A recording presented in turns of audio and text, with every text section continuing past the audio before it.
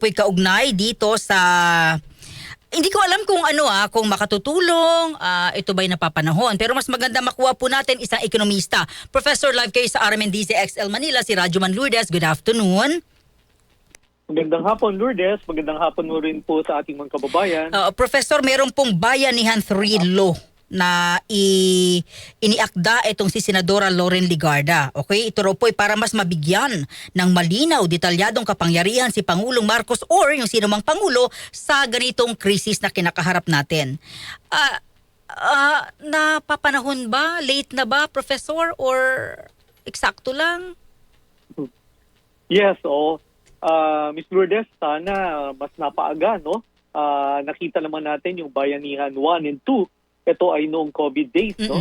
Ito ay ang alam natin na naihain agad, no? Sana ito ay though welcome natin, mas maganda merong pang-action, no? Merong batas na batayan at may isa pang bayanihan ulit, no? Pero sana bilisan lang nila, no? Hindi na yung baka makakarinig na naman tayo, magmi-meeting na naman next week pa lang, no? Or ngayon pa next week pa lang pag-uusapan. Correct me if I'm wrong, no? But Bayanihan 1 and 2, I think Bayanihan 1 was approved within a few days lang, no? And then Bayanihan 2 within a few weeks. So sana ganun rin yung Bayanihan 3, no? Maganda naman kasi yung attempt na to, no? Despite whether it's late or not, to really shield us from the global crisis, no? By helping stabilize prices, no? Especially fuel. And then, of course, granting the president emergency powers, no? But again, the devil is in the details, and titingnan natin kung talagang transparent yung implementation, mabilis yung action, no? So, but somehow, welcome na rin, at least meron. Though, I think, pareho lang tingin natin, medyo late, at least medyo pwede na. Meron tayong pagbabasihan na action moving forward. Okay. Professor, hindi ba siya redundant na? Kasi, di ba may Executive Order number 110 na nilabas si Pangulong Marcos na rin? Yes, ang pagkaintindi ko dito ay yun ay EO, no? Ito naman ay batas na, no? So it will give you more teeth. No?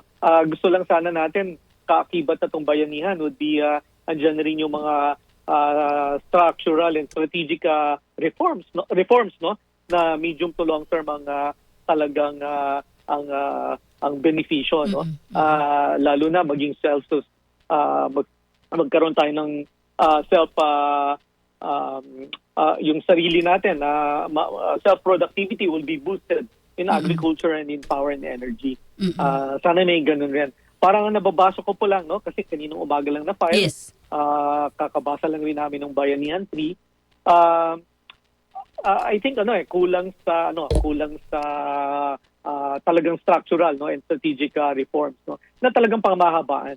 Though yung attempt to shield us from global crisis is yes, welcome naman to, no. Sana lang mabilis. Sana lang transparent at maayos talaga ang pag-implementa. Hindi yung nakakabalita pa tayo ng nawawala sa pila, natatanggal sa pila, wala sa listahan, no. Ang dami na tayong plano diyan at paraan, hanggang ngayon hindi pa rin pala maayos. Professor, so sa batas sa Bayanihan 3, may pag-amin na talaga may pagkukulang ang gobyerno sa pag-handle ng krisis ngayon? Definitely. Ganon. Yes, oo, parang ganon. Or pwedeng i-augment, no? Actually, Lourdes, I'm trying to avoid yung antagonizing natin yung mga emotions sa mga tao, kababayan natin, kasi hirap na rin, no? Tama. Though sinabi nga natin kanina, medyo tingin natin late na to, sana napabilis, pero dahil halos wala pa rin naman talagang konkretong action, no? And action plan, kasi very important yung yung may action plan ka. Hindi lang may action plan ka, dapat kino-communicate mo to sa stakeholders po, sa publiko, sa business, para ma-tailor fit naman to sa ating mga individual na plano. Ano yung kailangan pagandaan ng business, anong kailangan pagandaan ng mga pamilya, ng publiko. So very important to. So ngayon medyo confusion pa rin, no? Confused. So ito sana makatulong. Any tulong is welcome talaga. Pero kailangan mabilis, transparent at maayos. Ano pong inyong nakikita sa mga susunod na araw sa sitwasyon po natin? Lourdes, nako, yun ang mukhang kailangan talaga paghandaan sa kadahilanan na mukhang na-aggravate yung nangyayari sa Middle East, no? Nag-escalate yung gera. May sinabi na naman si President Trump, may deadline na naman siya na para sa Iran at mas matindi raw. I'm sure gaganti naman itong Iranians na ito, no? Wala tayong nakikita na talagang matinong pag-uusap doon sa mga bansang involved, no, sa gera na ito. Sa kadahilanan na yan, tuloy-tuloy ang pagtaas ng presyo ng langis, no, sa world market, na talagang makaka-trigger na naman ng pagtaas ng presyo ng mga basic goods and services dito sa ating bansa, kahit na doon sa mga ini-import natin, yung mga sources natin ng mga finished products and even raw materials, no, talagang affected na eh. So kailangan talaga paghandaan hindi lang ng gobyerno, pati ng ating mga kababayan, dahil ayaw naman natin maging doomsayer, no? Pero alam mo, kami bilang ekonomista, bilang analyst, bilang businessman din, academe, nagkakaroon kami ng ng mga crisis planning. Sa crisis planning, involved dyan yung best case scenario, yung pinakamagandang case, and then yung base case, o yung medyo realidad na scenario, no? And yung pangatlo, yung worst case scenario. So ngayon, we're gearing up towards the worst case scenario for the peso, for the prices of fuel, and of other basic goods and services. So hindi natin masasabing, ang pinaka-term ko, shining armor. Hindi po natin masasabi na kaliwanagan na yung sinabi ng Iran na may safe passage yung Philippine flag vessel na dadaan sa Hormuz? Well, Lourdes, makakatulong yun. Mag-guarantee yung safety sana mag-guarantee yung safety ng ating seafarers, no? Ang ating mga OFWs na nagtatrabaho sa barko, yung mga produkto na binili natin, makakatulong yan. However, we are still hostage dun sa presyo ng langis sa world market. Hanggang hindi natatapos ang gera, tuloy-tuloy ang pangamba, tuloy-tuloy ang posibleng pagtaas ng presyo ng langis, lalo na ng mga bilihin. Kasi lumalabas ngayon, Professor, sandali, teka, may barko pala tayo na nagdadala ng... sorry Professor, actually kumakala siya na, talaga, may barko pala tayo nagdadala ng langis at dumadaan sa Strait of Hormuz? Yeah. Oh, yes. Yung detalye na yan, I'm sure meron tayong mga hina-hire. Okay. I'm sure meron tayong mga nire-renta. Yung ownership, hindi ako aware. But somehow, it's a small step, no, towards something positive, no. Sana i-capitalize natin lang 'yon, no.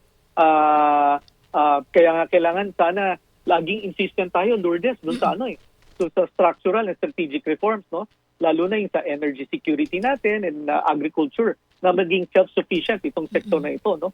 Sa energy sector, sector dapat itaas na natin lahat ng mga usapin, hindi na band-aid solution, Lourdes, no? Sana talagang mga pangmahaba na solusyon na every time na may crisis, hindi na tayo masyado naapektuhan, no? Pag-usapan natin yung mga green energy programs na matagal nang initiate ng gobyerno at mga nakaraang administrasyon. Yung Strategic Petroleum Reserve, kailangan ba talaga? Kailangan i-review all the regulation law para talagang mas maprotektahan ang mga mamayan dito sa mga pagsasamantala allegedly ng mga oil companies, no?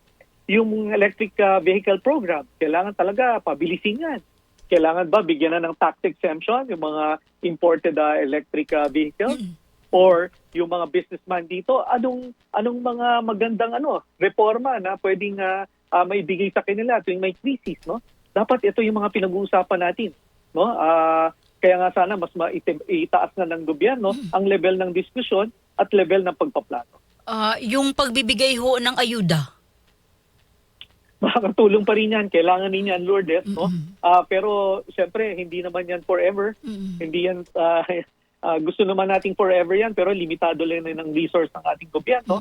Kaya nga, kailangan talaga malaman natin, ano ba talaga po yung plano? Ano ba yung i-re-align nyo sa budget for 2026, no? Para mag-augment dito sa mga ayuda. At at the same time, palalakasin rin yung mga programa lalo na sa power and energy at sa agrikultura. Professor, huli na lang, no? Anong nakita yung problema sa pag-handle po ng gobyerno sa sitwasyong ito? Well, it seems like they were caught flat-footed, no? Until now, medyo may confusion pa rin dahil hindi pa rin sila parang consistent no, sa mga sinasabi. Iba-iba yung sinasabi ng departamento, iba-iba yung pananaw, no? Napaka-importante talaga na may isang crisis management system tayo, no? At talagang nakatutok na ahensya para talagang whole of nation approach. At isa lang ang nagsasalita, no? Isa lang talaga nagsasalita at very transparent at talagang may action plan.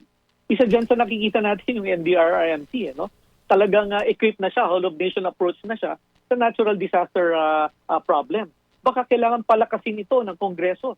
Idagdag na rin yung mga man-made natural disasters, no? Yung pribadong sektor, lalo na si former Secretary Rafael Alunan, very proactive sa resiliency program, no? Hindi lang para sa publiko, pati sa gobyerno. Ngayon, tinamaan na tayo. It seems like hindi pa rin tayo handa. At kailangan paghandaan ng ating mga kapwa Pilipino. Hindi rin daw pabago-bago rin daw po kasi ng isip si Trump. Oo, tama rin yan, Lourdes, no? However, pero mas importante talaga, nagpaplano tayo, may maayos tayong plano. Kahit iba pa yung nangyayari sa panlabas, meron tayong maayos na plano, meron tayong maayos na goal para sa ating agrikultura, no? Ipasa na ang land use act, no, land use plan na dinidetermine talaga alin ang pang-agrikultura, pang-commercial, pang-residential, no? Makakatulong-tulong malaki. Mag-akit tayo ng mga investors na mag-i-invest talaga sa agrikultura.